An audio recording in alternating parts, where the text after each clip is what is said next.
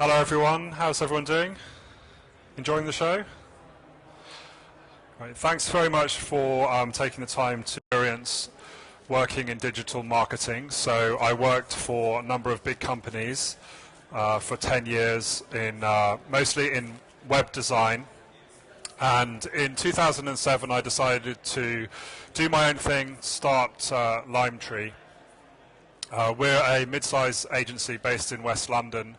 We're working for some high-profile clients, particularly around SEO.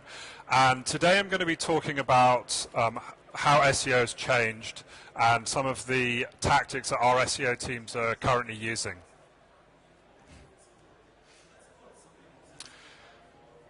So SEO is changing, and it used to be a very, very different discipline.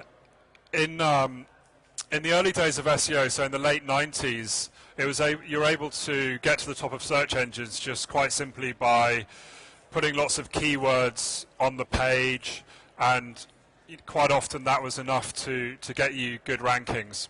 And then through the year 2000, early part of the decade, it was a lot of spam techniques were being used in SEO. So a lot of people were buying huge amounts of cheap backlinks and using other kind of spam tactics like commenting on forums and blog posts automatically and generating a lot of low quality links to their websites. So these tactics used to work pretty well, and you were able to effectively spam Google and the other search engines and do really, really well out of it. And for many, many years, this kind of went undetected.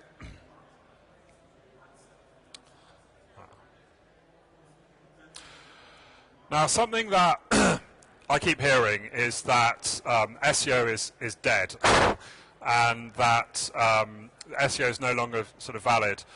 And I'd like to just talk about that a little bit.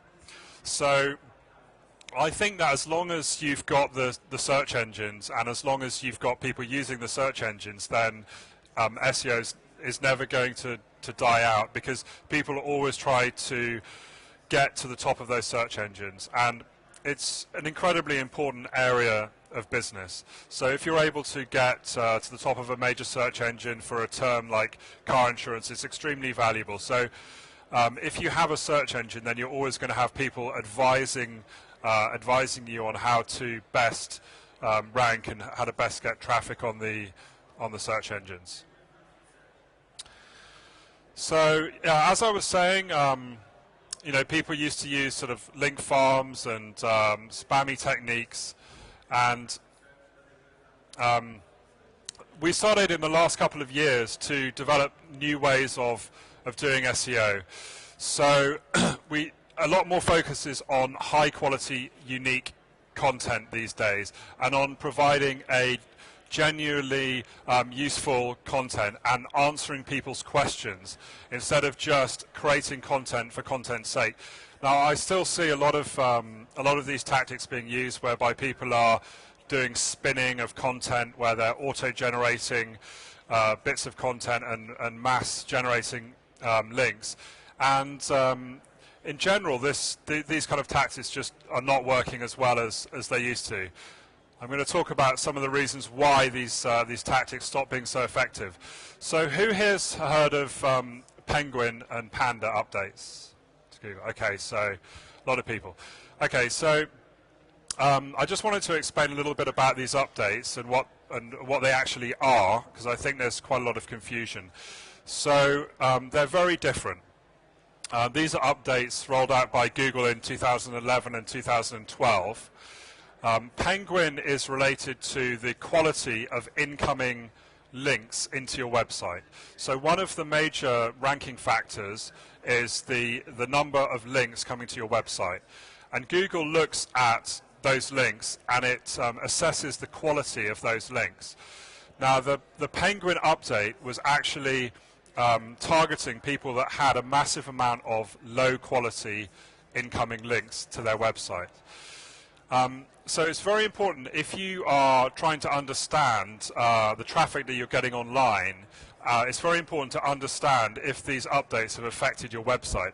So if you can look at sites like SEO Moz, they'll tell you exactly when the updates are, and if your website has suffered a loss of traffic around the time of one of these updates, then it's likely that you're suffering from some sort of problem related to an update. So you can see the dates. You can also have a look at your traffic in Google Analytics or another analytics package and see if there's any correlation between the dates of these updates and the dates when your traffic either went up or down.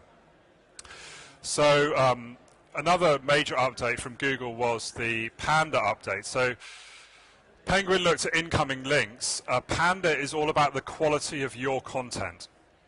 So Google have developed ways of assessing through their algorithm how authoritative your website is. And there's certain things that before the Panda update came out were kind of okay, and then afterwards they weren't okay. So one of the major things was the amount of ad modules that you had on your site. So I don't know if anyone was in the last talk, but if you had a lot of those ad modules everywhere on your site, that was a negative. Another big issue with on-page content is the amount of unique content that you have on your site. So it's very beneficial to have a lot of unique content, but it's very bad to have duplicate content. So Google tries to only index a piece of content once. So if you're using some content from another website on your website, that's actually not going to help your SEO at all, because Google's probably already indexed that content on another site. So that if your content is just duplicated, then it's not going to help you. So a common thing would be on a retail site, when the product descriptions, they quite often come from one news feed. So if that feed is just being used on thousands of websites, only one of those websites is really going to be benefiting from that content. Therefore, it's always good to ensure that you have unique content on your site and not to try and use too much content that's duplicated from other websites. Okay, so this year, in the summer, around June time, Google updated their algorithm to something that's become known as Hummingbird. And basically what this did was try to understand the content of a site, so that the language of the site was actually assessed. So this was also something that is a change in the way that SEO and the way that website content is structured. So for the first time, Google really started to look in detail at the value of the way that language was being structured. Now, the reason for this is that increasingly people are searching through voice, so on mobile devices, and they've stopped. People used to always search on a computer, but basically now there's a lot more searches coming through from mobile devices and voice activated. So if your search is voice activated, you're going to search in a different way. So you're going to use much more natural language. You're not going to just put in a sort of string of long keywords that don't make any sense, but you're much more likely to speak in a more natural way. So this update tried to understand natural language better. So if you're speaking, you would probably say on the search term, I am looking for pictures of London. Whereas if you're typing, you might just say pictures London. So Google have understood this, so they're trying to process natural language instead of just purely looking at keywords, but more looking at the structure of the way people speak. So in terms of how you can benefit from that in SEO, what you have to do is you have to answer questions. So with your content, most of the time, if someone's doing a voice-activated search, or quite often with a text search, what they're doing is they're asking a question, and they need that question to then be answered within a few seconds. So people make a decision about website content very quickly. So when they arrive on a page, you've literally got a couple of seconds to actually convince that person that you've actually got the solution to their question. So if you think about that, you think about what question are people going to be asking, and then you think about how to best answer that question as well as you can. Okay, now I'm going to speak about a couple of technical things that are very, very important in SEO. So schema.org is a set of schema that's been subscribed to by the major search engines. So Google, Yahoo, Bing, and Yandex all sign up to this. And this is a way of structuring your data, a set of schemas that all the search engines agree on. So it's very important to make sure that your website complies with the guidelines on schema.org. Open Graph. How many people know what Open Graph is? Quick show of hands. Okay, right. So not so many people know about this. So Open Graph is originally Facebook's API for displaying content onto websites. So an example would be if you've had a rock climbing holiday and you put a picture of yourself rock climbing. When you put that piece of content on Facebook, the information that appears, you know, there could be a variety of different pictures or headlines and things like that. So Open Graph actually allows you to select which items appear on social media. So this is obviously very important because it affects the shareability of your content. So if somebody copies and pastes your web address and puts it on Facebook, you want to make sure that out of the different images and the different pieces of text, you get the right message appearing on the social media platform. So it's actually being used now by some of the other social networks as well. So it was originally started by Facebook, but some of the other social networks are starting to comply with that too. So if you're building websites or if you're in charge of websites, then have a look at Open Graph because it's very powerful and it's a good way of making sure that your content gets shared in the right way and that you get the right messages across on social media like on Facebook. Okay, how many people have heard of rel author? Okay, right, this is another massively important one. If you take one thing away from this talk, please make it be this. So Google has historically always ranked web pages. This is starting to change now, and they're starting to index authors and rank authors of web pages. So instead of looking at a page, they're now looking at the author of the page. Now the way of telling Google who's the author of your page is the rel author tag. So all web content should have a rel author tag because then that allows you to build up a profile as an author. And what this does is it groups together all the content produced by that author, and the author can generally start to build up authority. So this is great for publishers. So anybody in the publishing business should be tagging their content with rel author tagging because their authors can then start to build up author rankings and group together the content. Okay, so yeah, please have a look at that and try to include that in your web content. So that brings me on to just talking about Google in general. Now, Google is 80 to 90% of the search market, and they have a huge ecosystem. So Google owns YouTube, Blogger.com, a lot of other web properties, and increasingly Google is using their ecosystem as a ranking signal. So we've had meetings with Google where they've made it very clear that by using parts of the Google ecosystem, you're going to appear better in the natural search results. So one example of that is rich snippets.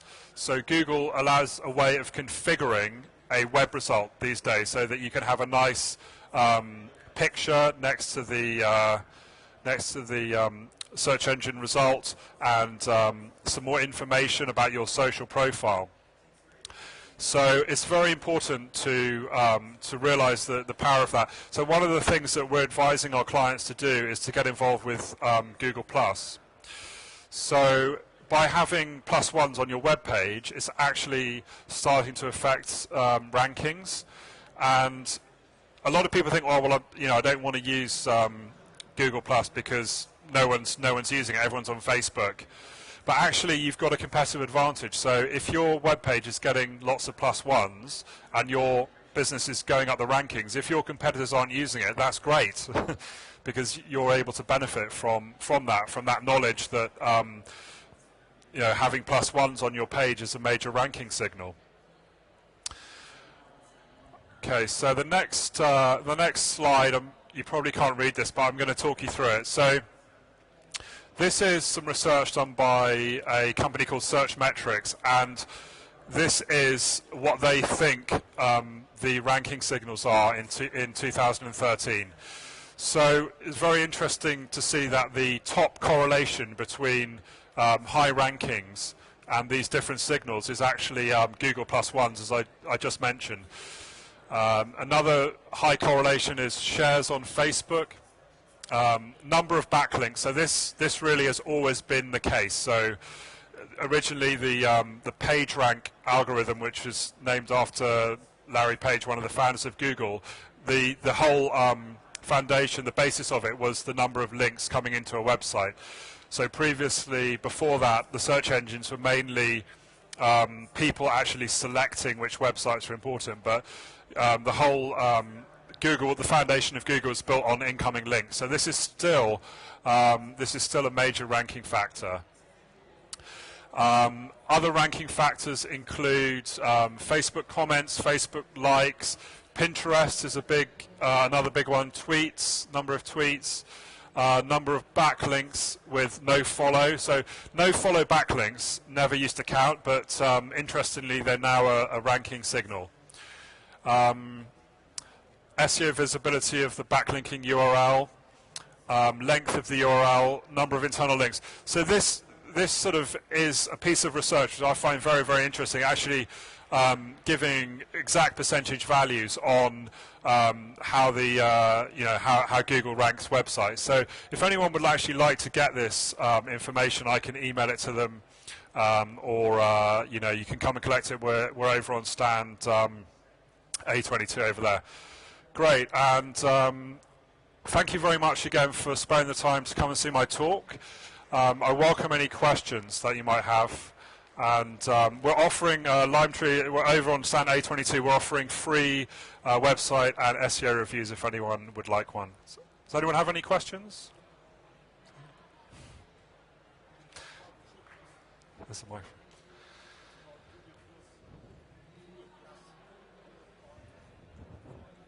Okay, so what about Google+? Yeah, so like I said, I mean, Google+ is definitely, we're seeing it have an effect on the research we're doing. We're seeing it having an effect on rankings. Yeah, yeah. So it's something that, in terms of SEO, we're advising our clients to be active on Google+.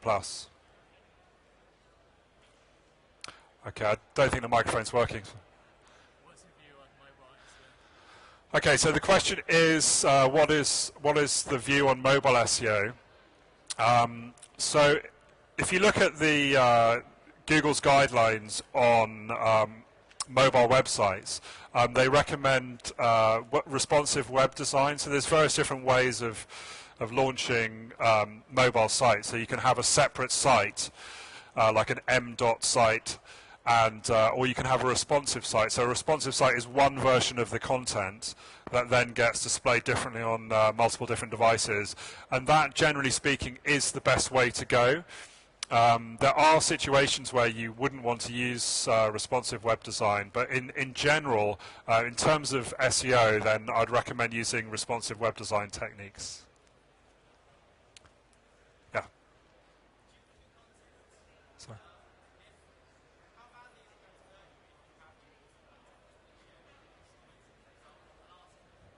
Yeah, great question. Okay, so duplicate content, how bad is it going to hurt you?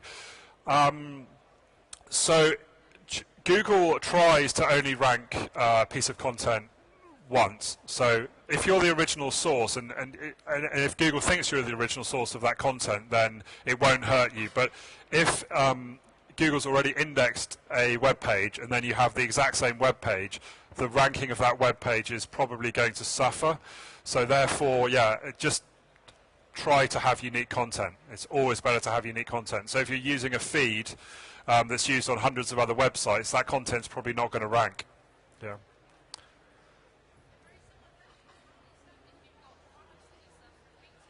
Yeah.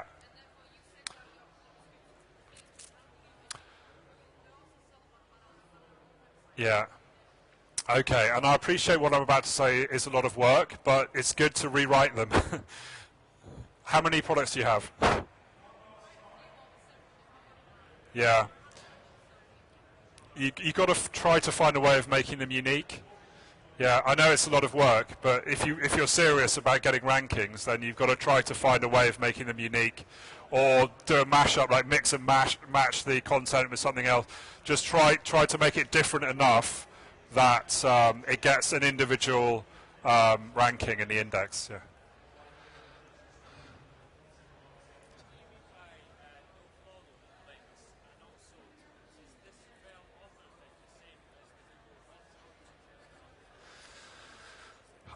Okay, no follow. So no follow is just a piece of coding that's used very, very commonly by major media organizations and social media networks.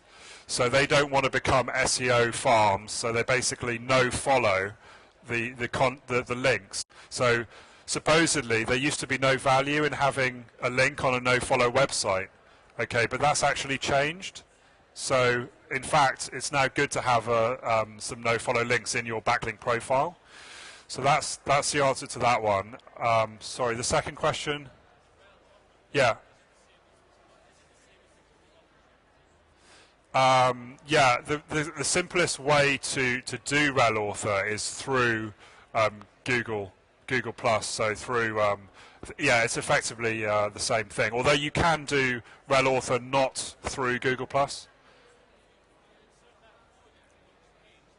Yeah. Well, it's a meta tag, so it goes across the site, and yeah, obviously you want to try and make it accurate so that whichever page is written by whichever author has the right author tag on that page, and then over time that author will build up a profile, and then what's great about it is all their content's grouped together.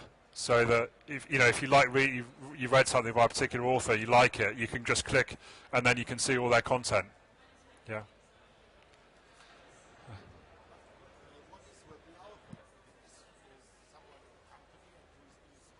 Yeah. Okay, so that was a question about can you have a company?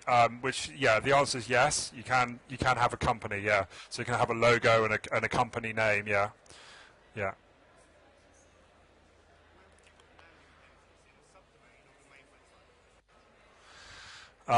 Where would I put? Yeah, good question. Where would I put landing pages in a subdomain or a main website? I think a really hard question to answer. I'll have to take a look and a particular the particular one you're talking about. But in general, we try to build authority for one domain. So in general, we try to not have hundreds of different domains because it can be. But basically, you're splitting your effort across a lot of different domains. So it's best to just try and build authority on one domain. Yeah. So.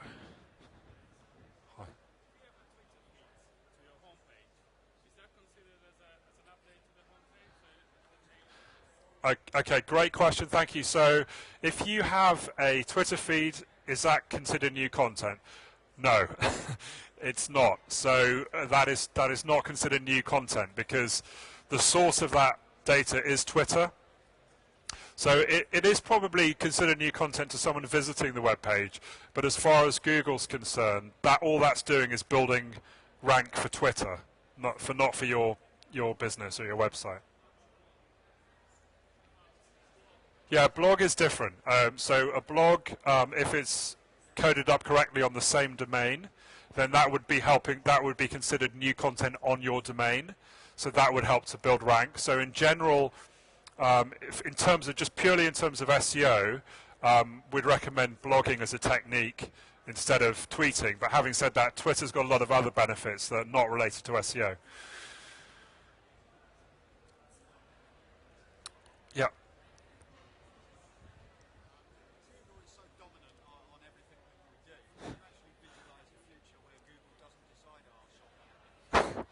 Okay, so is Google going to dominate forever? I don't know. Sorry. Yeah, they're very dominant in the search market at the moment. Yeah, but it's not internationally. It's not the case. So they don't exist in China. They're banned. Russia, they're not so big. Some other countries, they're not dominant. So yeah, it's not totally global. Any more questions, guys? Okay, well, thank you very. Okay, one more, yeah.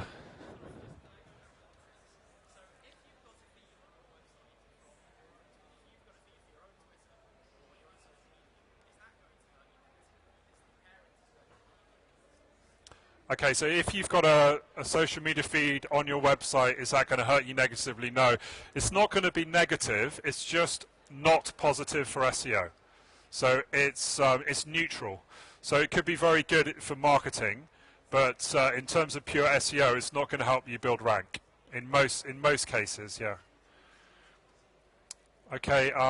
Great. Well, I'm going to be on stand A22 for the rest of the day. If anyone wants to chat further, thanks very much.